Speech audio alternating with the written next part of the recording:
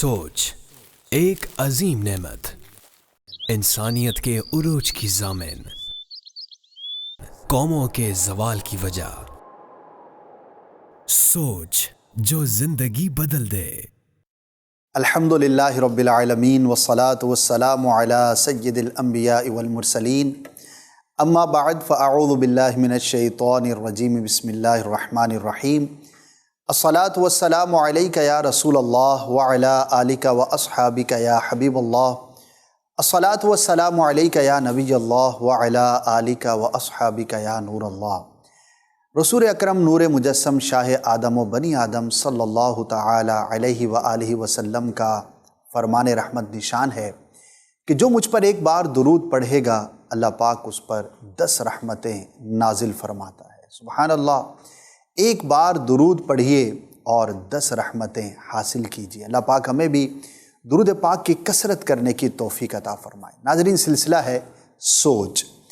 हम जो कुछ भी हैं, हम जो कुछ भी करते हैं, उसके पीछे हमारी सोच कार फरमा होती है। ये जितनी मुस्बत होगी, जितनी आला होगी और जितनी बुलंद होगी, उतना ही हम दीन और दुनिया दोनों एतबार से आगे बढ़ने में कामयाब हो सकेंगे। अल्लाह पाक ने एक इंसान को जो नेमतें अता की हैं, उनमें बहुत बड़ी और ज़बरदस्त नेमत ये अक्ल है, ये शऊर है, ये सोचने की समझने की सलाहियत है। इस प्रोग्राम में आज सेकंड एपिसोड है। फर्स्ट एपिसोड में हम जनरल गुफ्तगू की थी और मुख्तलिफ हमने सोच के ज़ावियों से मुताल्लिक सवालात किए थे। इस सिलसिले की जो एक खुसूसियत है, अल्हम्दुलिल्लाह हमारे साथ मुफस्सिर कुरान मुफ्ती मोहम्मद कासिम अत्तारी मुद्दज़िल्लुहुल आली तशरीफ़ फरमा होते हैं। इनको भी वेलकम करते हैं और इनसे आज हम मज़ीद सवालात करेंगे। और आज जो हमारा एपिसोड है, इसके अंदर हम सवाल करेंगे बड़ी सोच से मुताल्लिक, बिग थिंकिंग से मुताल्लिक, बिग पिक्चर थिंकिंग से मुताल्लिक। ये तो हमने समझ लिया कि सोच बुनियाद है, लेकिन एक मामूली सोच और एक बड़ी सोच जिसको बिग पिक्चर थिंकिंग से भी ताबीर किया जाता है, वो क्या है, उसके डायमेंशंस क्या हो सकती हैं, वो किस तरह से हासिल की जा सकती है और हमारी ज़ात पर, हमारी पर्सनैलिटी पर बिग पिक्चर थिंकिंग का कितना इफ़ेक्ट हो सकता है। जी हाँ, हम ये भी बात करेंगे कि जब बड़ी सोच की हम बात करते हैं तो कहीं जाकर अगर ये शरीयत से मुतसादिम होने लगे और वहाँ पर कंट्राडिक्शन पैदा होने लगे तो अपनी सोच को किस तरह से हमने लगाम देनी है। स्टे विद अस और देखिए, इंशाअल्लाह बहुत कुछ सीखने का हमें मौका मिलेगा। बढ़ते हैं मुफ्ती साहब की जानिब। कैसे हैं आप? खैरियत से? अल्हम्दुलिल्लाह, माशाअल्लाह। अब मुफ्ती साहब, सबसे पहला और बुनियादी सवाल मैं ये करना चाहूँगा कि इंसान की जो ज़ात है, हमारी जो पर्सनैलिटी होती है, उसको परखने का मयार क्या होता है और उसमें सोच का किस हद तक ताल्लुक़ हो सकता है? बिस्मिल्लाहिर्रहमानिर्रहीम। किसी इंसान को परखने के कई ज़ाविये होते हैं। अगर दुनियावी एतबार से देखें तो पैसा भी एक बहुत बड़ा फैक्टर है किसी को भी जांचने के लिए। इसी तरह किसी का कोई बड़ा काम, ये भी एक बहुत बड़ी वजह होती है कि उस आदमियों को कामों के एतबार से जांचा जाता है। Action louder than speaking. तो जो आमाल होते हैं वो बोलने से ज़्यादा अहमियत रखते हैं। अच्छा, इसके अलावा किसी का हसब नसब भी बहरहाल इसके अंदर एक शुमार किया जाता है, लेकिन बुनियादी तौर पे जो असल परखने का मयार है वो तो अमल ही है। सही, वो अमल ही है, खा वो दीन का मामला है या वो दुनिया का मामला है। ठीक है।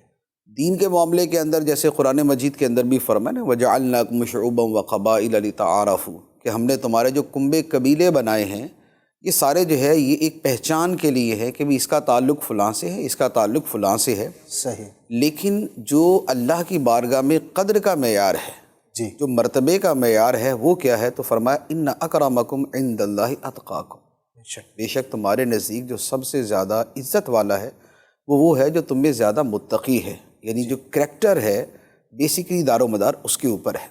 जी। और यही मामला दुनिया के एतबार से भी है कि दुनियावी एतबार से भी जो परखा जाता है तो उसमें अगरचे दीगर मेयारात अपनी जगह, लेकिन जो साहिबाने अक्ल हैं, जो साहिबाने शऊर हैं, वो किसी शख्स को परखते हैं उसके किरदार की वजह से। जैसा उसका किरदार होगा वैसा ही उसको मकाम व मर्तबा दिया जाएगा। बेशक।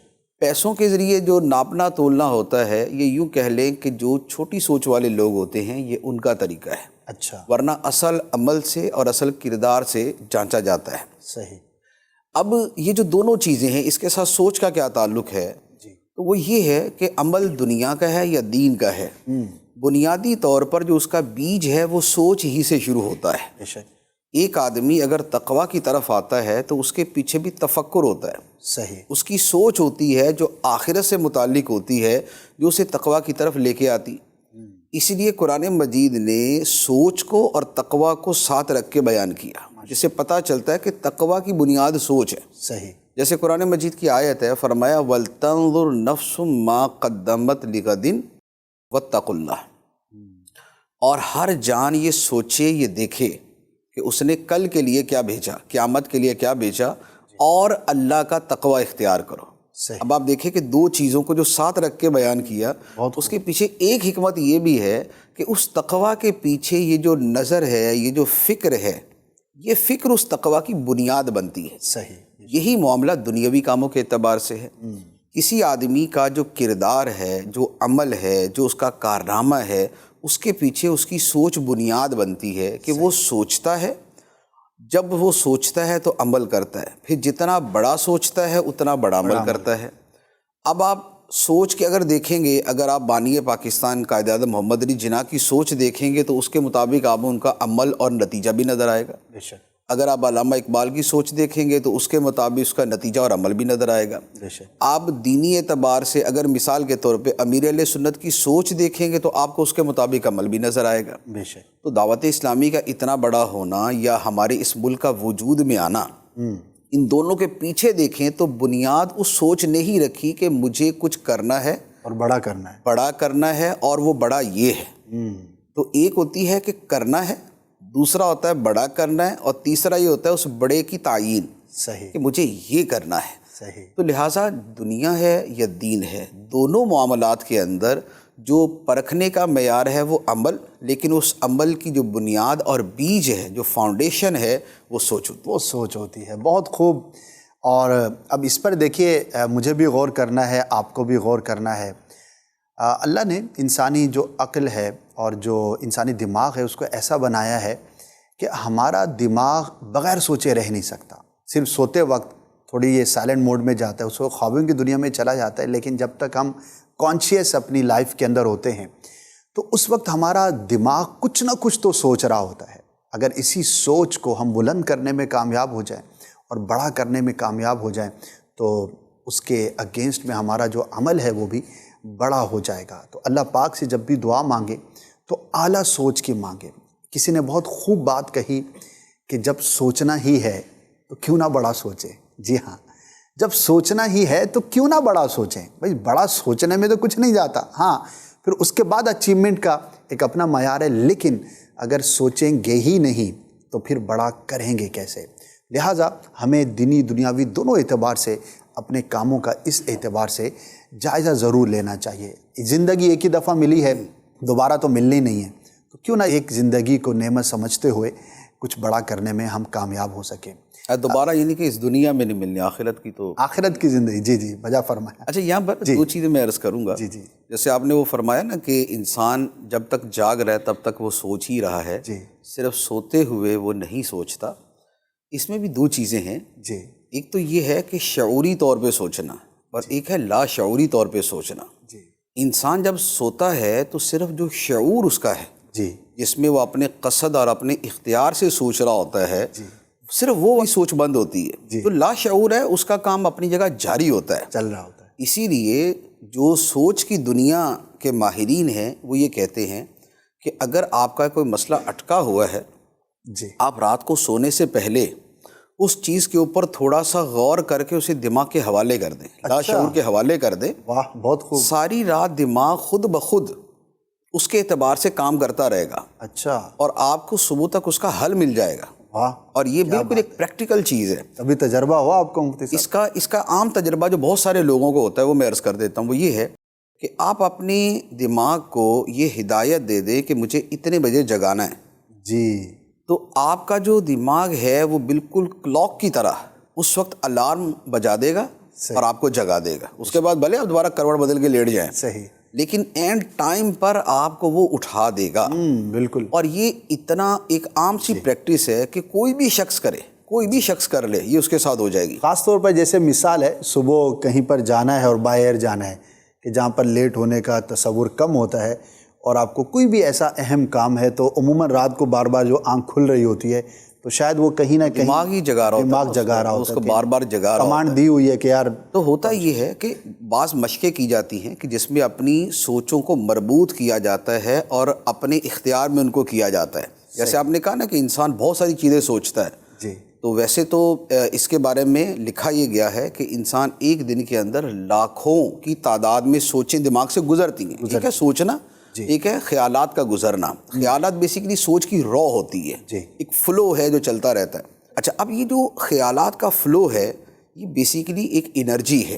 جی, اگر اس انرجی کو اکٹھا کر لیا جائے تو یہ اس قدر طاقتور انرجی ہے کہ آپ اس کے ذریعے کچھ بھی کر سکتے ہیں. واہ کیا بات. یہ جو ہپناٹزم ہے, ٹیلی پیتھی ہے, مسمرزم ہے, مائنڈ سائنسز ہیں, ان سب کی بنیاد اس کے اوپر ہوتی ہے کہ آپ اپنے دماغی طاقت کو جمع کر لیں. اور اس کو کہتے ہیں کہ جیسے وہ ہوتا ہے نا جو سورج کی شعاؤں کے لیے ایک وہ مرر سا ہوتا ہے, ایک گلاس ہوتا ہے, میگنیفائر ٹائپ کا, تو وہ کیا کرتے ہیں کہ اگر وہ کاغذ کے اوپر وہ رکھ دیں تو سورج کی ساری شعائیں جو ہے وہ اس میں سے اکٹھی گزرتی ہیں اور تھوڑی دیر کے اندر کاغذ جل جائے گا. جل جاتا ہے. اگر آپ ہاتھ پہ رکھیں گے ہاتھ جلا دے گا. ایسا ہی ہے. اچھا, حالانکہ شعائیں تو ویسے ہی آ رہی تھی, جی, لیکن جب ان شعاؤں کو آپ نے ایک جگہ سیکیوز کر دیا جی, اور وہاں سے آپ نے گزارا تو اس نے وہ اثر کر دیا. واہ, یہی حال انسان کی سوچوں کا ہوتا ہے ماشاءاللہ. کہ اگر سوچوں کو یوں اکٹھا کرتے رہے نا تو یہ یوں کہہ لے کہ بکھرے ہوئے دھاگے تھے جن کو جمع کر کے آپ نے رسی بنا دیا, اور اب دھاگوں کی جو قوت تھی وہ رسی کی قوت میں تبدیل ہو گئی, اور اب اس کے جو اثرات ہوں گے وہ اسی کے مطابق ہوں گے. ماشاءاللہ. اسی لیے جو خواہ وہ یعنی کہ ہندوؤں کے یہ سنیاسی جو لوگ ہوتے ہیں, جو ان کے کیا نام ہے, یہ جنگلوں میں نکل جانے والے ہوتے ہیں, یوگی ٹائپ ہوتے ہیں, یوگی ٹائپ کے لوگ ہوتے ہیں, تو ان کی جو مشقیں ہوتی ہیں وہ اسی کے اوپر سارا کچھ ان کا دار و مدار ہوتا ہے. یا لاماز ہوتے ہیں وہ بھی یہی کر رہے ہوتے ہیں. اچھا, لیکن چونکہ وہ ناسوتی جو ایک اصطلاح ہے وہ عالم ناسوت کے اعتبار سے کر رہے ہوتے ہیں, لیکن صوفیہ کرام کے اندر بھی جو مراقبہ کا جو کانسیپٹ ہے, اس مراقبے کے اندر بھی اصل میں سوچوں کا جو دھارا ہے اسے ایک جگہ اکٹھا کر دیا جاتا ہے, مجتمع کر کے اس کی توانائی کو استعمال کیا جاتا ہے. سبحان اللہ. اچھا, اب اسی کے اوپر آپ کو ایک اور چیز عرض کروں کہ یہی سوچ کی طاقت ہوتی ہے جس کی وجہ سے دم میں اثر ہوتا ہے. اچھا, آپ نے دیکھا ہے کہ بعض اوقات کیا ہوتا ہے کہ کئی لوگ دم کرتے ہیں کوئی بھی اثر نہیں ہوتا, جی جی, اور ایک بالکل ان پڑھ سا آدمی کسی گاؤں دیہات میں بیٹھا ہوتا ہے اور وہ دم کرتا ہے, اس کا بڑا اثر ہوتا ہے. اچھا, انٹرسٹنگ. وجہ یہ ہوتی ہے کہ اس نے اپنی سوچوں کو اکٹھا کرنے کا جی, اور اس کو تھرو کرنے کی جو مشق کی ہوتی, اللہ اکبر, اس لیے اثرات جو ہے وہ اس کے اعتبار سے ہوتے ہیں. وہ جو کہتے ہیں نا کہ زبان بابا فرید کی چاہیے, جی جی, تو بات یہ ہوتی ہے کہ بابا فرید علیہ رحمہ کی جو روحانیت اور پھر جو ان کی ریاضات ہیں وہ اس کے پیچھے اثر انداز ہوتی ہیں کہ جس کے نتیجے میں اثر فوری طور پہ ہوتا ہے. ماشاءاللہ, بہت خوب مفتی صاحب, آپ نے بڑے پیارے انداز میں جو ہے وہ ڈائمینشنز کو ایکسپلور کیا اور بیان کیا. اللہ پاک ہماری بھی سوچوں کو جو ہے وہ ربط عطا فرمائے اور ہم بھی فوکس ہوں, اور ظاہر ہے کہ جب یہی سوچیں مثبت ہو کر مربوط ہوں گی تو اس کے مثبت نتائج ہوں گے, اور اگر کسی غلط کام کے لیے مربوط ہوں گی تو اس کا نتیجہ اتنا ہی زیادہ نیگیٹو ہوگا. مفتی صاحب, یہ جو آپ نے ایکسپلینیشن دی ہے, اور بھی لوگ اس طرح کی بات کرتے ہیں, سنتے بھی ہوتے ہوں گے, تو جب سوچ اتنی امپورٹنٹ ہے اور آپ کی گفتگو کے بعد یہ فیلنگز ہو رہی ہوں گی کہ یار سبھی کچھ تو سوچیے, تو بڑا کیوں نہیں سوچتے لوگ؟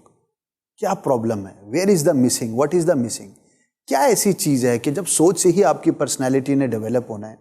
تو ہم دیکھتے ہیں معاشرے کے اندر بہت سارے لوگ جو ہے بڑے ایک ایوریج سی زندگی گزار رہے ہوتے ہیں, بھلے وہ کچھ کام کر رہے ہیں, وہ دینی ہو یا دنیاوی, دونوں کو ہم ڈسکس کر لیتے ہیں, تو اکثر کی اگر بات کریں تو ایک ایوریج زندگی گزار رہے ہیں. حالانکہ اگر اپنی سوچ کو آپ بڑا کر لیں تو آپ بڑا کام کر سکتے ہیں. تو اس پر کچھ روشنی ڈالیں.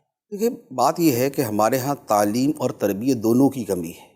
تعلیم کے ذریعے اویئرنس ہوتی ہے یعنی سوچ کے حوالے سے. ویسے تو خیر تعلیم کی بھی کمی ہے، لیکن ابھی ہم سوچ کے حوالے سے بات کر رہے ہیں جی کہ تعلیم کی جو کمی ہے اس کا نتیجہ یہ ہوتا ہے کہ اس حوالے سے اویئرنیس نہیں ہے، نمبر 1. صحیح. دوسرا تربیت کی کمی ہے. تربیت کا مطلب یہ ہے کہ اس کا پریکٹیکل کروایا جائے. صحیح. جب ان دونوں چیزوں کی کمی ہے تو اب نتیجہ یہ ہوتا ہے کہ سوچ کی اہمیت ہی سے ناواقفیت ہے. ٹھیک ہے. مثال کے طور پہ اگر سوچ کی اہمیت کو کوئی آدمی سمجھ لینا تو پھر اس کو لگے گا کہ ہاں یار واقعی مجھے سوچنا چاہیے. اب اس کی آپ مثال لیں. آپ دیکھتے ہیں جب ایک بلڈنگ بنتی ہے نا جی تو بلڈنگ میں 3 جو ہے نا کیٹیگریز ہوتی ہیں. جی. ایک کیٹیگری ہے کہ جو اینٹیں اٹھا رہی ہے، جو ریت اور سیمنٹ جو ہے نا وہ مکس کر رہی ہے، لیبر ورک جس کو لیبر ورک جو ہوتا ہے نا، ایک یہ کر رہے ہوتے ہیں. دوسرا وہ ہوتا ہے کہ وہ جو اوپر تختے پہ بیٹھا ہوتا ہے اور وہ لگا رہا ہوتا ہے، اینٹیں رکھ رہا ہوتا ہے، سیٹ ویٹ کر رہا ہوتا ہے. تیسرا وہ ہوتا ہے کہ جو کسی آفس کے اندر بیٹھ کے اس کا میپ بناتا ہے، اس کی ڈیزائننگ کرتا ہے، جسے انجینئر کہتے ہیں. جی. جو سب سے زیادہ مشقت ہے نا وہ ہوتی ہے لیبر مزدور کی. ایسا ہی ہے. سب سے زیادہ مشقت اس کی ہے. اس سے کم مشقت ہوتی ہے کہ جو بنا بنایا مال صرف رکھ رہا ہے اور لگا رہا ہے. ایسا ہی ہے. یہ مستری کہہ لیں ہم. ٹھیک. اور اس سے زیادہ کم مشقت، یعنی اس سے بھی کم مشقت ہوتی ہے انجینئر کی، جو اے سی والے روم کے اندر بیٹھا ہوتا ہے اور اس کے ہاتھ میں قلم ہے اور اس کے پاس جناب 2-4 اس کے جناب وہ پین ہیں، خادم ہیں، اس کے ٹیبل پہ چائے رکھی ہوئی ہے، وہ انجوائے کر رہا ہے، مزے سے جناب وہ سارا کچھ کر رہا ہوتا ہے. لیکن آپ نے دیکھا کہ ان کو جو معاوضہ ملتا ہے اس میں فرق کیا ہے؟ بہت فرق ہے. جو سب سے زیادہ محنت کر رہا ہے اسے سب سے کم معاوضہ ملتا ہے. جی. جو اس سے کم محنت کرتا ہے اس کو اس سے زیادہ معاوضہ ملتا ہے. جو ان سب سے کم محنت کرتا ہے اس کو اس سے بھی زیادہ معاوضہ ملتا ہے. ایسا ہی ہے. وجہ فرق. محنت کے اعتبار سے اگر دیں تو مزدور کو سب سے زیادہ دینا چاہیے، لیکن ایسا نہیں ہوتا. وجہ یہ ہے کہ مزدور جو ہے نا وہ سوائے مسلز کے اپنی باڈی کے کچھ بھی استعمال نہیں کر رہا، کیونکہ ان کے اندر ایسی کوئی سائنس نہیں استعمال کرنا، مکس کیا اور پکڑا دیا اس کو، یا اٹھا کے رکھ دیا. ٹھیک. تو چونکہ اس کے مسلز اور اس کی باڈی استعمال ہوتی ہے، اس کا مائنڈ استعمال نہیں ہوتا. لیکن جو اوپر بنا رہا ہے یہ مسلز اور باڈی کے ساتھ ساتھ کچھ نہ کچھ مائنڈ بھی استعمال کر رہا ہے. اسے ایک ترتیب رکھنی ہے، ایک سیکوینس میں رکھنا ہے، ایک آرڈر کا خیال کرنا ہے، یہ اس کے اعتبار سے کر رہا ہے. تو چونکہ اس کا مائنڈ اور باڈی دونوں استعمال ہو رہی، لہذا اس کو زیادہ معاوضہ ملتا ہے. لیکن چونکہ مائنڈ تھوڑا استعمال ہو رہا ہے. صحیح. لیکن جو انجینئر بیٹھا ہوا ہے اس کی باڈی استعمال ہی نہیں ہو رہی، وہ ضمنی طور پہ ساتھ چل رہی ہے نا. اصل اس کا دماغ ہے. ایسا ہی. اصل اس کی سوچ ہے. وہ سوچ ہے کہ جو اس جگہ کا تجزیہ کر کے اس کے حوالے سے ایک ڈیزائن اور ایک میپ جو ہے وہ پریپیئر کرتا ہے کہ یہاں یہ ہونا چاہیے، یہاں یہ ہونا چاہیے، یہاں یہ ہونا چاہیے. تو چونکہ وہ خالص جسٹ اپنا مائنڈ اور اپنی سوچ استعمال کرتا ہے، اس کو سب سے زیادہ معاوضہ دیا جاتا ہے. بے شک. اب آپ دیکھیں ایک بندہ اگر تینوں کو دیکھے اور وہ یہ کہے کہ یار مجھے محنت سب سے کم کرنی ہے، معاوضہ سب سے زیادہ لینا ہے، اس کا مطلب یہ ہوا کہ اس کو اپنا مائنڈ استعمال کرنا چاہیے. ایسا ہی ہے. تو بات یہ ہے کہ چونکہ اس کی اہمیت کا اتنا ادراک نہیں ہوتا، اتنا احساس نہیں ہوتا، اس کے نتیجے میں لوگ سوچتے ہی نہیں ہیں. وہ کہتے ہیں ٹھیک ہے جی چل سو چل، روزی روٹی لگی ہوئی ہے ہم کرتے ہیں. تو یہ جو یوں کہہ لیں کہ جو ایک غیر انسانی سوچ ہے نا کہ روزی روٹی چل رہی ہے، کیونکہ کھانے تک اور اپنی جسمانی چند خواہشات تک محدود رہنا یہ انسان کا نہیں ہے، یہ تو جانور بھی کر لیتے ہیں، وہ بھی اتنا کام تو وہ بھی کر لیتے. لیکن دماغ کو استعمال کرنا، آگے سے آگے بڑھنا اور امپروو کرنا، خواہ وہ لائف سٹائل امپروو کرنا ہے یا کچھ اور کرنا ہے، یہ انسان کے ساتھ خاص ہے. واہ کیا. اچھا اسی طریقے سے میں نے ایک واقعہ پڑھا تھا ہنری فورڈ کا. ہنری فورڈ جو ہے یہ جدید صنعت کا بانی شمار کیا جاتا ہے، یعنی کہ یہ جتنا بھی انڈسٹریل جو سارا ریولوشن ہے وہ سارا اسی کے ذریعے آیا. تو اس سے کسی نے پوچھا کہ تم سب سے زیادہ پے کس کو کرتے ہو، سیلری کس کو دیتے ہو؟ تو اس نے کہا تو میں دکھاتا ہوں. میں تو یہ اپنی فیکٹری میں لے کر گیا تو ہزاروں لوگ وہاں پر کام کر رہے ہیں اور ہر کوئی اپنا کوئی ہتھوڑی پکڑ کے لگا ہوا، تو کوئی وزن اٹھا رہا ہے، کوئی کچھ کر رہا ہے. یہ سب کے درمیان سے گزر کے بالکل آخر میں ایک کمرے میں چلا گیا. جی. کمرے میں جا کے نوک کیا اس نے تو اندر سے آواز آئی یس. تو یہ اندر گیا تو اندر ایک ٹیبل تھا، ایک چیئر تھی، اور ایک بندہ جو ہے وہ چیئر کے اوپر بیٹھا ہوا، ٹانگ اس نے ٹیبل پہ رکھی ہوئی. ہنری فورڈ جو مالک تھا اس نے اس کو دیکھ کے کہا تھا hi Charlie how are you. تو اس نے کہا fine Henry how are you. تو بس یہ بات چیت ہوئی اور یہ باہر نکل آیا. صحیح.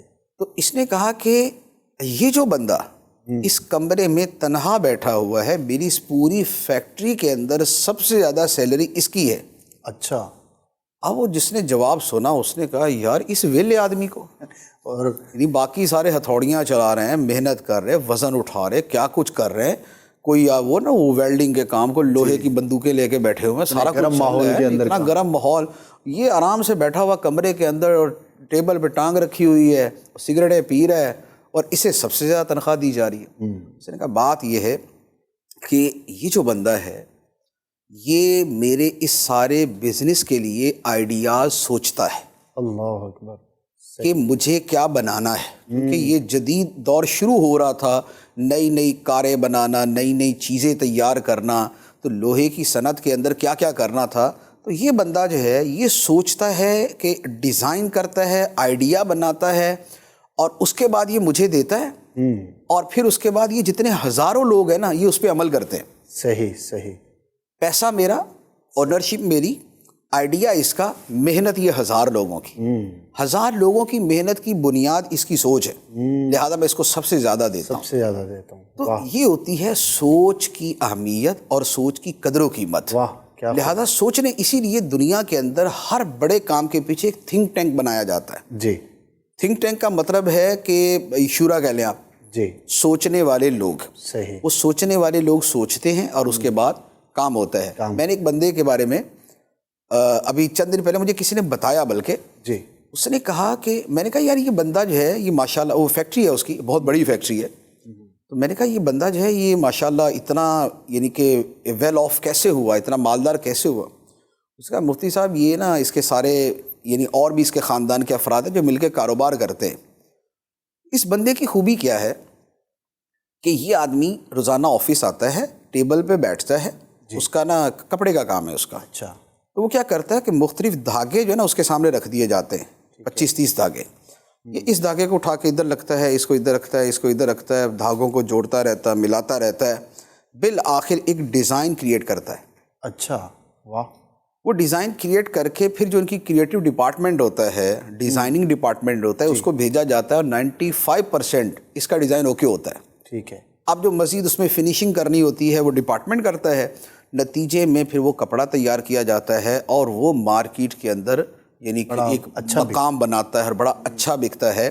تو اس بندے کا کام صرف ٹیبل پہ بیٹھ کے یہ والا کام کرنا ہے. واہ زبردست, باقی سب محنت کرتے ہیں اور یہ بندہ یہ کرتا ہے. سوچ کی یہ ہے یہ سوچ. تو سوچ کی اہمیت کا پتہ ہو نا اگر, تو پھر آدمی اس حوالے سے قدم اٹھاتا ہے. بعض اوقات اسی لیے بلکہ آپ نے دیکھا ہوگا دنیا کے اندر اب کنسلٹنسی بکتی ہے. بالکل ایسا ہی, کنسلٹنٹ کمپنیاں ہوتی ہیں, فیملی کنسلٹنٹ, بزنس کنسلٹنٹ, اور اس کے علاوہ ہزاروں قسم کے کنسلٹنٹ. بالکل ایسا. اب وہ کیا کرتے ہیں کہ بھائی فیملی جھگڑے ہیں, اس کے پاس چلے گئے, وہ سب کی سنے گا, اس کے بعد مشورہ دے گا, مشورہ فیس. جی, اچھا, ایون کہ آج کل جو ڈاکٹرز ہیں جی, وہ بھی آخر اپنی اسی معلومات کی فیس لیتے ہیں نا جو کنسلٹنسی دیتے ہیں.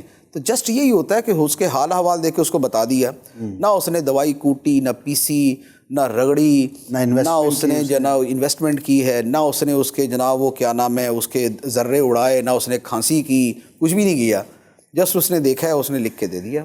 یہ ہے سوچ. بہت خوب, ماشاء اللہ. مفتی صاحب نے جو بات کہی ہے واقعی ناظرین ایسا ہے, اور جو جانور اور انسان کے فرق کی مثال ہے. امام غزالی رحمۃ اللہ تعالی علیہ نے تھوڑا سا مختلف ایکسپیکٹ ہے, لیکن میں شیئر کرنا چاہوں گا, پھر انشاءاللہ ہمارے جو یہاں پہ آڈینس موجود ہے ان سے بھی سوال کو شامل کریں گے. کیم سعادت کی ابتدا ہی میں آپ نے لکھا کہ انسان کا جو کمال ہے وہ یہ نہیں کہ کھائے پیے, نفس کی خواہش پوری کرے اور زندگی گزارے, ورنہ تو جانور انسان سے زیادہ طاقتور ہے, زیادہ کھاتا ہے, اور جو اس کے دل میں آتا ہے وہ کرتا ہے. انسان کا جو درجہ کمال ہے وہ اللہ تبارک و تعالیٰ کی معرفت ہے, اور ظاہر ہے کہ معرفت الہی علم سے ہے, اور علم شعور سے, اور یہ سب چیزیں عقل سے اور سوچ کے ساتھ متعلق ہیں. تو there is a large difference in between an animal and human beings. Animal lives only for survival, جو مفتی صاحب نے بھی کہا کہ صرف کھا پی کر زندگی گزار لینا یہ تو سروائیول ہے. اللہ پاک نے اس کائنات میں جو نعمتیں بنائی ہیں وہ انسان کے لیے ہیں, وہ ہمارے لیے ہیں. We are not only for survival, we are here for enjoyment as well. اس نعمتوں سے جو لطف ہے, جو سرور ہے, جو جائز طریقے سے ہے, جو اللہ پاک نے ہمارے لیے بنایا ہے, وہ انسان کا ہی ایک خاصہ ہے. ورنہ جانور کی طرح فقط زندگی گزارنا یہ انسان کے لیے کوئی کمال کی بات نہیں ہو سکتی. اللہ پاک ہمیں توفیق خیر عطا فرمائے.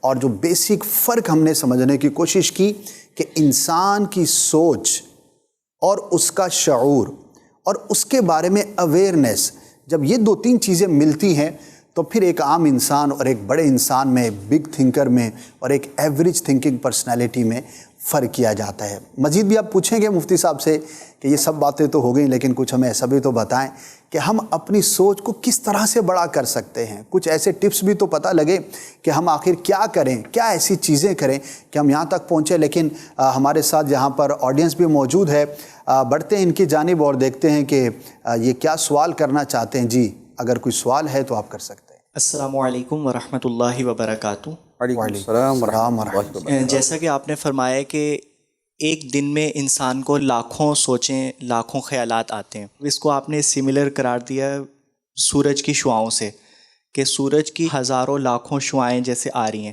پھر میگنیفائنگ گلاس کے ذریعے سے اس کا فوکس ایک پیپر پر کریں یا اسکن پر کریں تو وہ اس کو جلا دیتا ہے۔ مطلب اتنی زیادہ پاور ہے اگر فوکس کر لیا جائے، سب کو یکجا کر لیا جائے، سب کو جمع کر لیا جائے۔ تو اسی طرح جیسے سوچوں کے دھارے ہیں، اس کو ہم ایک جگہ پر میگنیفائنگ گلاس کی طرح ہم کیسے فوکس کریں، کیونکہ کسی بھی مقصد میں یا کسی بھی گول میں کامیاب ہونے کے لیے یہی قرار دیا جاتا ہے کہ اپنی سوچوں کو ایک جگہ پر فوکس کریں، اس گول پر فوکس کر لیں۔ تو ہم اپنی سوچ کو ایک جگہ پر فوکس کیسے کر سکتے ہیں؟ جی ماشاءاللہ، بہت خوبصورت اور اچھا سوال کیا اور ہماری گفتگو سے ریلیٹڈ بھی ہے، تو پہلے ان کا جواب ہو جائے۔ فوکس کرنے کا بڑا آسان طریقہ ہوتا ہے اور اس کی بنیاد یہی ہے کہ سوچنے کا ڈھنگ کیا ہے، سوچنے کا طریقہ کیا ہے۔ ہوتا یہ ہے کہ ہم سوچتے ہیں اپنے دماغ میں اور سب کچھ ہم اپنے دماغ کے اندر ہی چلا رہے ہوتے ہیں۔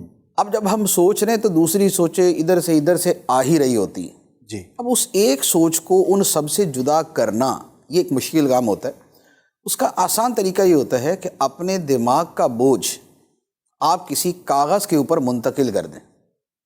مراد یہ کہ جو آپ نے سوچنا ہے وہ لکھ لیں۔ جب آپ نے لکھ لیا، اب آپ کی آنکھیں اس لکھے ہوئے کے اوپر ہیں اور آپ کا دماغ اس لکھے ہوئے کی اب پیروی کرے گا، اس کو فالو کرے گا۔ اب اس کے بعد آپ نے جتنے زاویوں سے اس چیز کو سوچنا ہے وہ لکھتے جائیں، بجائے اس کے کہ صرف یہ ساری مشق اپنے دماغ کے اندر ہی چلاتے رہیں، کیونکہ دماغ میں مشق کا نتیجہ یہ ہوگا کہ ابھی اگر میں آپ کی طرف منہ کر کے کچھ سوچ رہا ہوں تو آپ نے تھوڑی سی حرکت کی نا تو میری توجہ ڈائیورٹ ہو جائے گی آپ کی طرف، انہوں نے حرکت کی تو ادھر ڈائیورٹ ہو جائے گی۔ اس کی بجائے اگر میں اس چیز کو دیکھ کے اگر میں سوچ رہا ہوں اور اسی کے اوپر کام کر رہا ہوں تو اب میری سوچیں فوکس ہو جائیں گی۔ اب آگے یہ ہوتا ہے کہ اب آپ نے جو سوچا ہے، اب وہ جس انداز کی سوچ ہے اس پہ ورک بھی اسی انداز کا ہوگا۔ مثال کے طور پہ آپ پہلے لکھتے ہیں کہ بھائی مجھے یہ کام کرنا ہے، اس کام کرنے کے فوائد کیا ہیں، اب فوائد لکھیں۔ اس کام کرنے کے نقصانات کیا ہیں، نقصانات لکھ لیں۔ اب آپ غور کریں کہ فوائد زیادہ یا نقصانات زیادہ، آپ کو پتہ چلا فوائد زیادہ ہیں۔ اب آپ کرتے ہیں کہ بھئی اب جب اس کے فوائد ہیں اور مجھے یہ کام کرنا ہے تو اس کے کرنے کے طریقے کتنے، ایک طریقہ، دو طریقہ، تین طریقہ، چوتھا، پانچواں، چھٹا، یہ طریقے، یہ جتنے طریقے ہیں ان میں سب سے بیسٹ کون سا ہے؟ اب آپ نے بیسٹ طریقے سے جدا کر لی۔ اب اس بیسٹ طریقے کے بارے میں سوچا کہ اس کام کے لیے کون سے افراد میرے لیے معاون ہوں گے، آپ نے ان افراد کو علیحدہ کر لیا۔ اس کے ساتھ یہ کیا کہ اس کام کے کرنے کے لیے کیا اسباب و وسائل چاہیے، اب آپ نے وہ کر لیے۔ اچھا اب یہ کام مجھے کتنے عرصے میں کرنا ہے، آپ نے وہ عرصہ لکھ لیا۔ اس کام کو میں نے کب شروع کرنا ہے، اس کام کو کتنے چھوٹے حصوں میں تقسیم کر سکتا ہوں، اتنے حصوں میں تقسیم کیا۔ ایک چھوٹا حصہ کتنے عرصے میں مکمل کروں گا اور مجموعی طور پہ یہ سارے حصے کتنے عرصے میں پایا تکمیل کو پہنچ جائیں گے۔ اسے کہتے ہیں پلان۔ سوچ جب تک سوچ ہے تب تک وہ اتنی زیادہ کوئی بینیفیشل نہیں ہوتی۔ جب آپ سوچ کو کسی پلان کے اندر تبدیل کرتے ہیں اب وہ عملی طور پہ ہونے کی طرف آ جاتی ہے۔ تو لہٰذا سوچ کو آپ پلان میں تبدیل کر لیں، ورنہ سوچ جو ہے وہ محض آپ کے خیالات ہیں، آپ کے تخیلات ہیں، آپ کے تصورات ہیں، اس سے آگے اس کی کوئی حقیقت نہیں ہوتی۔ لیکن جب آپ اس کو لکھ لیتے ہیں اب بقیہ سوچیں ادھر ادھر ہو جائیں گی اور آپ ڈائریکٹ اسی کے اوپر آ جائیں۔ تو یہ ماشاءاللہ بہت خوب۔ میں امید کرتا ہوں کہ آپ کے علم میں یقیناً اضافہ ہوا ہوگا، نہ صرف ان کے بلکہ ناظرین میں بہتوں کے ذہنوں میں یہ سوال رہتا ہوگا۔ میں یہ عرض کرتا چلا جاؤں کہ یہ جو فوکس تھنکنگ ہے، جو ان کا بنیادی سوال تھا، ماشاءاللہ سب نے ایکسپلین بھی کیا، اس پر ہم نے پورا ایک ایپیسوڈ بھی کرنا ہے کہ واٹ از فوکس تھنکنگ اور اس کو کیسے حاصل کیا جا سکتا ہے، اس کی کیا ڈائمینشنز ہوتی ہیں، مزید ڈیٹیل کے اندر انشاءاللہ آنے والے ایپیسوڈز کے اندر، چونکہ اس پروگرام کی جو تھیم ہے وہ سوچ کے مختلف زاویے ہیں، ہمارا زاویہ نظر جو ہے وہ کیسے کیسے ہو سکتا ہے، تو انشاءاللہ اٹس اے کمپلیٹ ٹاپک اور ہم اس کو ضرور ڈسکس کریں گے۔ جی مفتی صاحب، ایک سوال یہ تھا کہ جب بڑی سوچ ہونی چاہیے اور اس کی اہمیت بھی اگر کوئی شخص سمجھ چکا، تو اب کچھ ایسے ٹپس آپ سے مل جائیں، مدنی پھول مل جائیں کہ ہم کیسے اپنی سوچ کو بڑا کر سکتے ہیں۔ سوچ کو بڑا کیسے کر سکتے ہیں، اس حوالے سے تو ہم نے کچھ باتیں پہلے بھی کی تھی جی، کہ سوچ کو بڑا کرنے کے لیے پہلے تو خود سوچنا ہی پڑتا ہے ٹھیک ہے، کہ مجھے اپنی سوچ کو بڑا کرنا ہے، جی، اور جو ہم سوچتے ہیں اور جو ہم کرتے ہیں صرف انہی پہ ہم غور کرنا شروع کر دیں کہ اسے میں کسی بڑے پیمانے پہ کیسے لے جا سکتا ہوں۔ ٹھیک ہے، اگر کچھ ایگزامپل سے ہو جائے۔ ایگزامپل کے اعتبار سے یوں کہہ لیں کہ مثال کے طور پہ اگر میں ایک کتاب لکھتا ہوں، ٹھیک ہے، اچھا اب کتاب لکھنے کے اندر میرے ذہن میں ایک سبجیکٹ ہے کہ میں نے اس سبجیکٹ پر کتاب لکھنی ہے، مثال کے طور پہ کریکٹر بلڈنگ پہ میں نے کتاب لکھنی ہے کہ اپنا کردار اچھا کرے۔ صحیح، اب اپنا کردار اچھا کرنے کے اندر میں یہ بھی سوچ سکتا ہوں کہ یار لوگ جو ہے نا وہ پرہیزگار ہوں، متقی ہوں، اور اپنی جو ہے وہ نظروں کی حفاظت کرنے والے، جو ایک دائرہ کار عام طور پہ مذہبی آدمی کے ذہن میں آتا ہے۔ جی، لیکن اسی کو اب میں یہ سوچوں کہ یار اس کا جو فوائد کا دائرہ ہے وہ میں بڑا کیسے کر سکتا ہوں، ٹھیک ہے، تو میں کہتا ہوں کہ یار اس میں ان لوگوں کو بھی ایڈریس کروں کہ جو دینی اعتبار سے نہیں سوچیں گے، وہ اپنے دنیاوی سرکل کے اعتبار سے سوچیں گے، تو لہٰذا اب میں کچھ ایسا کنٹینٹ اس میں ڈالوں کہ جس میں وہ بھی آ جائیں۔ ٹھیک ہے، اچھا اب یہ دوسرے لوگوں کے ساتھ ساتھ اب میں دیکھتا ہوں کہ بھائی دیکھیں ہمارے ملک کے لوگوں کی سوچ کا انداز اور ہے، صحیح، اور اس کے مقابلے میں اگر میں ویسٹرن کنٹریز کو سوچتا ہوں تو ان کے سوچنے کا انداز کچھ اور ہے۔ بالکل، لہٰذا اگر میں اپنی گفتگو کو اس انداز میں لے لوں اور میں مثالیں ایسی ایڈ کر دوں کہ نیشنل کے ساتھ وہ انٹرنیشنل ہو جائے، لوکل کے ساتھ وہ گلوبل ہو جائے، اب میں اس کی ایگزامپلس کے اندر اب میں جو مغربی لوگوں کو مثالیں بھاتی ہیں، جو ان کو اچھی لگتی ہے، میں وہ بھی ایڈ کر دیتا ہوں۔ صحیح، ان کو مثال کے طور پہ ہو سکتا ہے کہ ہمارے کسی یہاں کے ہمیں سب کانٹیننٹ کے کسی تھنکر کی بات ان کو اتنی آئیڈیالائز نہ کرے، ٹھیک ہے، اس کے مقابلے میں اگر میں ویسٹرن کسی دانشور کی بات ان کے سامنے پیش کرتا ہوں، ان کو اٹریکٹ کرتی ہے، تو اب میں 4 حوالے ان کے بھی ڈال دیتا ہوں۔ صحیح، اب کیا ہوا کہ میں نے اپنی اس کتاب کی افادیت کو بڑھانے کے لیے سوچتا رہا کہ اس کے فوائد زیادہ سے زیادہ میں کیسے کروں، دائرہ کار بڑا، ٹھیک ہے، یہ ہو گیا کتاب لکھنے کے اعتبار سے۔ اب اس کے بعد یہ ہو گیا کہ اب یہ کتاب عام طور پہ پبلش ہوتی ہے، لیکن میرا مقصد یہ ہے کہ بھئی اسے جو 1000 بندہ پڑھے گا اس کی بجائے اس کو 1,00,000 بندہ پڑھے۔ 1,00,000 بندہ پڑھے گا تو اس کے لیے اب میری سوچ میں آئے گا کہ اس کی مارکیٹنگ ہونی چاہیے۔ مارکیٹنگ کیسی ہو؟ اب میں اس کی مارکیٹنگ کے لیے کاوشیں کروں گا، میں مارکیٹنگ کے لیے ان افراد سے رابطہ کروں گا۔ صحیح، اچھا اب تیسرے نمبر پہ کیا ہوگا کہ مجھے یہ پتہ ہے کہ ساری دنیا ہارڈ کاپی یعنی کہ بک شیپ کے اندر نہیں پڑھتی، بلکہ سافٹ کاپی جو ڈیجیٹل بک ہے اس سے بھی پڑھتے ہیں۔ ایسا ہی، تو اب میں کیا کروں گا، میں کہوں گا کہ بھئی یہ اس کی جو پیپر کے اوپر پبلشنگ ہے اس کے ساتھ ساتھ یہ ڈیجیٹل پبلشنگ جو ہے نا وہ بھی اس کی ہونی چاہیے، تو میں اس کی سافٹ کاپی بھی بیچنے کی طرف جاؤں گا۔ صحیح، کہ دنیا کے اندر بہت سے لوگ جو ہے نا وہ اب آئی پیڈ پہ، موبائل پہ اور انہی چیزوں پہ پڑھتے ہیں، PDFs، تو اب میں PDF کے اعتبار کی طرف چلا جاؤں گا۔ اچھا اب اس کے لیے کیا ہوگا کہ اب ایک وہ کمپنی ہے جو پاکستان بیسڈ ہے، ایک وہ کمپنی ہے جو امریکہ بیسڈ ہے، تو اب میں کوشش کروں گا کہ یار جو امریکہ بیسڈ کمپنی اس کو بیچتی ہے تو میں اس سے رابطہ کر لوں، صحیح، اب میں اس تک پہنچا دوں گا۔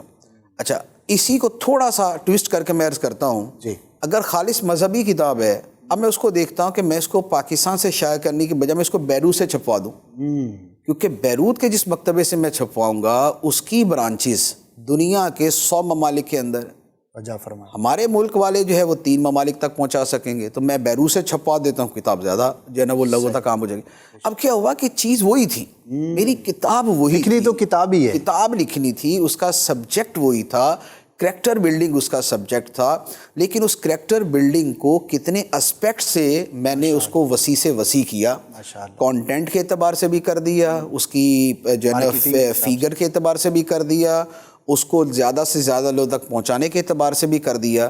تو اسی سوچ کو جب میں نے مزید سوچنا شروع کیا، اسی کام پہ مزید غور کرنا شروع کیا، وہی کام بڑا ہو گیا۔ ماشاءاللہ، تو اسی اعتبار سے آپ ہر شے کو لے لیں۔ صحیح، بزنس ہوتا ہے، بزنس کی بنیاد بھی ایسے رکھی جاتی ہے۔ ایک بزنس شروع ہوتا ہے کہ وہ اپنی گلی محلے میں شروع کرتا ہے، اور وہی یہ سوچتا ہے کہ نہیں بھائی مجھے واقعتاً اسے مثال کے طور پہ کئی ممالک تک پہنچانا ہے، تو سب سے پہلے تو یہ ہوگا کہ گلی محلے میں بھی کھول کے وہ ایکسپیرینس حاصل کرے گا. جی. ایکسپیرینس کے بعد اس کا ایک ٹائم لیمٹ ہوگی کہ اس کے بعد میں نے اس کو شفٹ کر دینا کسی نمایاں جگہ پہ، وہاں جائے گا. اب اس کے بعد جو اس کے اسباب و وسائل وہ جمع کرنا شروع کر دے گا. اس کی ایک مثال بڑی خوبصورت ہے. ماشکی کا لفظ آپ نے سنا ہوگا نا. ماشکی وہ ہوتے تھے جو مشکیں بھر بھر کے لوگوں کے گھروں میں پانی دیتے تھے. جی بالکل ایسے. ٹھیک نا. تو ایک زمانے میں جب یہ نلوں میں پانی نہیں آتا تھا تو مشک کے ذریعے پانی لوگوں کے گھر میں پہنچاتے تھے. صحیح. ٹھیک ہے. اس وقت جو پانی بیچنے والی کمپنیاں ہیں یہ بھی ماشکی ہے نا. ماشکی ہمارے گھروں میں اگر اس کمپنی کا تعریف کے اعتبار سے کہہ سکتے، تعریف کیا اصل ہے ہی ماشکی ہے نا وہ. جی جی. تو اب ہمارے گھروں میں اگر 3 گیلن ہفتے کی 4 گیلن ہفتے کی آتی ہے 18 لیٹر کی، تو یہ اصل تو ماشکی ہیں. یہ بالکل ایسے. ہمارے گھروں میں پانی چھوڑ کے گئے. صحیح. لیکن اب یہ ذرا ماشکی صاحب جو ہیں اس کی آپ عظمت و شان دیکھیے کہ کیا ہے، اور وہ جو ایک ایک گھر میں جاتا تھا اس کو دیکھ لے کیا ہے. صحیح. ٹھیک ہے. تو بات یہ ہے کہ وہ جس نے وہ والا پانی سپلائی کرنا شروع کیا نا، جی اس کی سوچ نے اسے وہاں تک پہنچایا. ایسا ہی ہے. کہ ہمارے پاکستان میں تو اکثر جو بڑی کمپنیاں وہ پاکستان کی نہیں ہیں، اچھا وہ اور ملکوں کی ہیں، وہ یورپی ملکوں کی ہیں. وہاں پر انہوں نے وہ شروع کیا اور کہاں تک اس نے پہنچا دیا. میں ایک مرتبہ کسی کے ساتھ گیا ہوا تھا کہیں، تو وہاں سے ہم نے نا ایک چپس خریدی، آلو کی چپس ہوتی نا، یہ بڑی ٹیسٹی. تو میں نے پہلی مرتبہ کھائی تھی. صحیح. تو میں نے کہا یار بڑی زبردست ہے یہ تو. اس نے کہا مفتی صاحب یہ چپس جو ہے نا دنیا کے 200 ملکوں میں ملتی ہے. 200 ملکوں میں. پوری دنیا ہی ہو گئی. اکا دکا کچھ ملک رہے گا نا، 200 ملکوں میں ملتی ہے. اور اب اس کے بعد جب میں نے اس کو تھوڑا سا تلاش کرنا شروع کیا نا کہ واقعتاً کہاں کہاں ملتی ہے، تو مجھے پاکستان کا کوئی اچھا سٹور ایسا ملا نہیں جہاں پر وہ نہ رکھی ہوئی ہو. اچھا اب کیا تھا کہ وہ جس ملک کی تھی اس ملک کی جو وہ ہے نا اپنا جی ڈی پی اکانومی جو ہے اس میں بہت بڑا حصہ اس کا تھا. اور اس کمپنی کی جو جی ڈی پی تھی یعنی کہ اس کی اپنی جو اکانومی تھی وہ شاید پاکستان سے زیادہ تھی. پورے ملک سے آلو بیچنے والی چپس بیچنے والی کمپنی کا جو اکانومی تھی وہ پاکستان کی کنٹری کی اکانومی سے زیادہ تھی. صحیح. اس میں خوبی کیا تھی؟ خوبی یہ تھی کہ وہ آلو تو لازمی بات ہے کروڑوں کے جی کے اندر ٹنوں کے اندر وہ بناتے ہوں گے نا. بالکل ایسے. نمبر 1 تو یہ ہے کہ جو آلو ہے وہ اعلیٰ کوالٹی کا، کیونکہ آلو کے اندر بھی 100 قسمیں. ایسا ہی. اس کے بعد کیا تھا کہ وہ سارے آلو خشک کر کے پاؤڈر بناتے اس کا. اچھا. ڈائریکٹ چپس فرائی نہیں کرتے، کنورٹ کرتے تھے اس کو پاؤڈر کی شکل میں کرتے ہیں. پاؤڈر کے بعد اب اس کی فیکٹری ڈائی جو ہوتی ہے اس کے اندر باقاعدہ اس کو ایک شیپ کے اندر تیار کرتے ہیں. صحیح. اور اب اس کے اندر جو انگریڈینٹس ٹیسٹ کے لیے ڈالنے ہیں، جو فلیور مختلف اس کے بنانے ہیں، 20-25 فلیور ہیں اس کے. پاکستانیوں کے فلیور مثال کے طور پہ سالٹی زیادہ پسند ہے، کسی ملک کو چیز فلیور زیادہ پسند ہے، کسی ملک کو یوگرٹ فلیور ہے، کسی کو کچھ کسی کو کچھ. تو اب کیا ہے کہ وہ چپس دنیا کے 200 ملکوں میں پائی جاتی ہے، اور جس کی وہ کمپنی ہے وہ بھائی صاحب آلو بیچتے ہیں. صحیح. یعنی چپس ہی بیچ رہے ہیں نا وہ. ٹھیک ہے. لیکن وہ چپس کیسے بیچ رہے ہیں، کس لیول پہ بیچ رہے ہیں، یہ ہے چھوٹی سوچ سے بڑی سوچ. ماشاء اللہ مفتی صاحب بڑا زبردست ہے.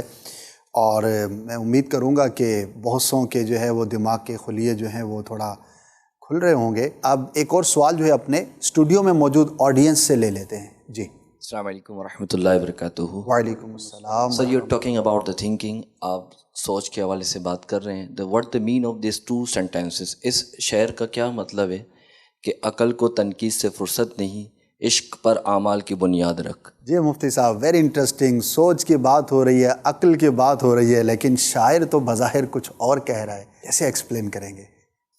شاعر تو بہت کچھ کہتے ہیں، اور فی کلی وادی یہیم، ہر وادی میں بھٹکتے رہتے ہیں. لیکن خیر بعض اوقات اچھی بات بھی کہہ رہے ہوتے ہیں، ورنہ کہنے کی حد تک تو یہ بھی کہہ سکتے سوچی پہ بندہ گیا. صحیح ہے. سوچنا جو ہے وہ کافی نقصان دہ بھی ہوتا ہے. اچھا. بات یہ ہے کہ یہ مختلف چیزیں ہوتی ہیں. کچھ چیزوں میں عقل کی بنیاد پہ چلنا ہوتا ہے، اور کچھ چیزوں کے اندر عشق اور محبت کی بنیاد پہ چلنا ہوتا ہے. جی. چیزیں مختلف ہو جاتی ہیں. مثال کے طور پہ جہاں پر ایک کسی آدمی کا ایک جملہ ہے، اور بڑا خوبصورت جملہ ہے کہ زندگی عقل کے ساتھ گزارنی چاہیے اور جذبات سے انجوائے کرنا چاہیے. اچھا. تو جذبات، عشق، محبت جو ہے یہ انجوائے کے لیے ہوتے ہیں کہ اس کے ذریعے انسان بیوٹیفائی کر لیتا ہے چیزوں کو. لیکن جو چلنا ہوتا ہے نا وہ عقل کے اوپر چلنا ہوتا ہے. ساری زندگی جذبات میں گزار دیں گے تو بھی ٹھوکریں کھاتے پھریں گے، اور عقل محض بن کے رہ گئے تو زندگی بالکل خشک ہو جائے گی. صحیح. تو اب آپ جب اپنی اولاد کے ساتھ جو ہے وہ چل رہے ہوتے ہیں تو عقل کے ساتھ جذبات بھی ہوتے ہیں. جب آپ کاروبار میں چل رہے ہوتے ہیں تو محض عقل استعمال کر رہے ہوتے ہیں, وہاں پر آپ کے جذبات نہیں ہوتے. تو یہ چیزوں کے اعتبار سے مختلف ہے. شاعر نے جو کہا ہے وہ بیسیکلی ان دینی چیزوں کے حوالے سے ہے کہ جہاں پر عشق و محبت کا تعلق ہے, کہ وہاں پر عقل ضرور استعمال کرنی چاہیے, کہ عقل خدا کی نعمت ہے اور فیصلہ ساز ایک قوت ہے. لیکن بہت سی جگہوں پہ اگر محض عقل کے اوپر آپ چلیں گے تو عقل آپ کو بہت سی چیزوں سے روک دے گی. صحیح. اور اس کے مقابلے میں جو عشق و محبت ہے وہ آپ کو اس منزل سے پار لگا دے گا. صحیح. جیسے حضرت ابراہیم علیہ السلام کے حوالے سے ہے نا کہ بے خطر کود پڑا آتش نمرود میں عشق, عقل تھی محو تماشائے لبے بام ابھی. تو واقعی وہاں پر وہی ہوتی ہے کہ اگر عقل سے دیکھے تو عقل تو یہ کہہ رہی ہے کہ بھی جل جاؤ گے, زندگی ختم ہو جائے گی. لیکن عشق یہ کہہ رہا ہے کہ مولا کے نام پہ, رب کے حکم پہ, رضائے مولا از ہما اولا, خدا کی رضا ہر شے سے بڑھ کر ہے, بہتر ہے, لہذا کود پڑو.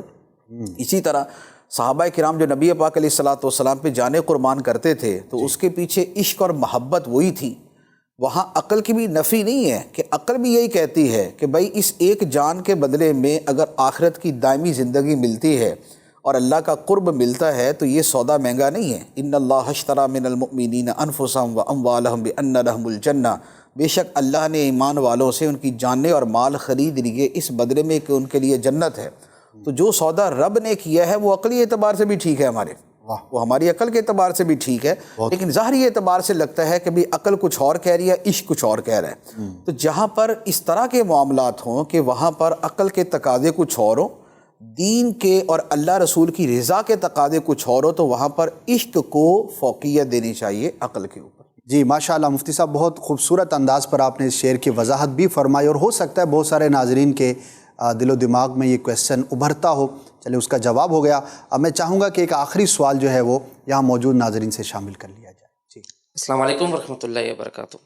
تو سوال یہ ہے کہ یہ سوچ ہم اپنے آنے والی نسل میں کیسے پیدا کریں, بڑی سوچ, کیونکہ عمر کے اکثر حصے میں جب وہ سوچ آتی ہے ٹائم گزر چکا ہوتا ہے, تو جو آنے والی نسل ہے اس کے اندر ہی کیسے پیدا کریں گے؟ چلیں جی, لگتا ہے یہ 40+ ہو چکے ہیں, اب یہ آنے والوں کے لیے سوچ رہے ہیں. 40+ ہونا تو کچھ نہیں ہوتا, یا تو نہیں ہے, لیکن یہ کہ کل اتفاق ہے کہ اس چیز کے بارے میں سوچا, اچھا دینی حوالے سے چلیں زبردست, پلاننگ کی, تو آج یہ سلسلہ ہوا تو اس میں یہ ہے کہ سوال ماشاءاللہ. سوچ بڑی بنانا جو ہے نا, یہ تو یوں کہہ لے کہ اس کا عمر کے ساتھ کیسا کوئی تعلق نہیں ہے. ٹھیک ہے, انسان جس عمر میں ہوتا ہے اگلی زندگی کا جو ڈیوریشن ایک اس کو سمجھ آتا ہے نا. مثال کے طور پہ انسان کہتا ہے یار 60 سال کی عمر ہوگی میری. اب یہ بات اگر وہ 20 سال کی عمر میں سوچ رہا ہے جی, تو اب پلاننگ کے اعتبار سے تھوڑا سا وہ اس کو پیش نظر رکھے گا. اگر 40 میں سوچ رہا ہے تو 20 کو پیش نظر رکھے گا. صحیح. اگر 50 میں سوچ رہا ہے تو 10 کو پیش نظر رکھے گا. لیکن جو سوچ کا بڑا ہونا ہے وہ بہرحال اپنی جگہ موجود ہے. اب وہ کیا ہے, کم از کم 2 اعتبار سے تو سوچ کو بڑا کرنا بڑا آسان ہے. نمبر 1 تو یہ ہے کہ اگر بالفرض ایک آدمی کو پتہ ہے کہ 60 سال کی عمر میں اس نے فوت ہونا ہے اور وہ 59 کا ہو چکا ہے, جسٹ 1 سال باقی ہے, تو بیسٹ یہ ہے کہ وہ آخرت کے بارے میں سوچنا شروع کر دے. کہ وہ سوچ اس اب دنیا کی سوچ سے بہت بڑی ہے, تو لہذا اس کے بارے میں سوچ لے. نمبر 1. نمبر 2 یہ ہے کہ اب یہ جو اس کا 1 سال ہے اس میں وہ ان نیکیوں کے بارے میں سوچے کہ جو ہمیشہ باقی رہیں گی. صحیح. علم دین کسی کو سکھانا, صدقہ جاریہ کا کوئی کام کرنا. تو اب یہ وہ سوچ ہے کہ جس کا ثواب اب اس کی 60 سال کی زندگی کے بعد بھی چلتا رہے گا, تو لہذا یہ ایک دوسرا کام ہو سکتا ہے. تیسرا یہ ہے کہ اوور آل بھی انسان ایسا کام کر کے جائے کہ جس میں کنٹینیوٹی ہو. مثال کے طور پہ ایک آدمی اگر کتاب لکھتا ہے تو اب اس کی کتاب برسوں باقی ہے. ایک آدمی اگر مسجد بناتا ہے یا مسجد کے لیے بنیاد رکھ کے چلا جاتا ہے اور اس کے بعد مسجد تعمیر ہو جاتی ہے تو یہ بھی اس کا ثواب جاری رہتا ہے.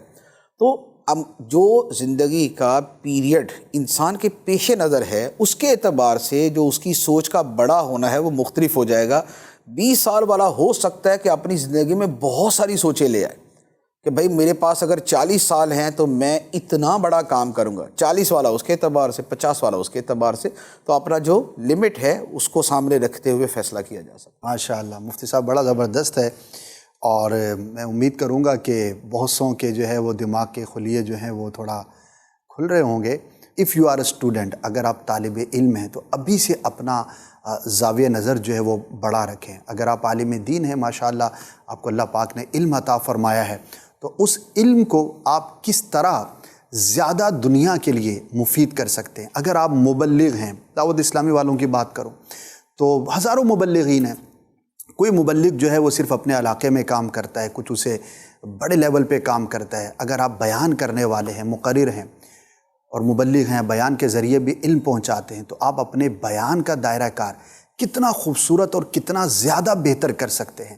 صرف آپ اس پر سوچنا شروع کر دیں گے تو انشاءاللہ دا ڈے ول کم کہ آپ اپنے اسی کام کو بہت بڑے لیول پر کر رہے ہوں گے. اسی سلسلے کی میں بات کروں، سلسلہ کرنے کے بعد پھر ہم بیٹھتے ہیں، کوشش کرتے ہیں کہ اس کو ہم مزید کس طرح بہتر کر سکتے ہیں. اور ایک بات تو آپ کے اور میرے دماغ میں بنیادی طور پر ہونی چاہیے، بگ پکچر تھنکنگ کی جو ہم بات کر رہے ہیں، اس کی ایک بنیاد یہ ہوگی کہ جب ہم یہ ایکسیپٹ کریں گے کہ ہر وقت میرے کام میں بہتری کی اور بڑا ہونے کی گنجائش باقی ہوگی. اگر میں نے یہ سوچ لیا کہ I am the best, I have done what ever I could do, میں وہ کر چکا ہوں جو میں کر سکتا تھا، تو اس کا مطلب ہے میں نے لائن کھینچ دی، اب میں اس کے بعد جو ہے وہ کچھ آگے نہیں کروں گا. یہ ایک ایسی بنیاد ہے.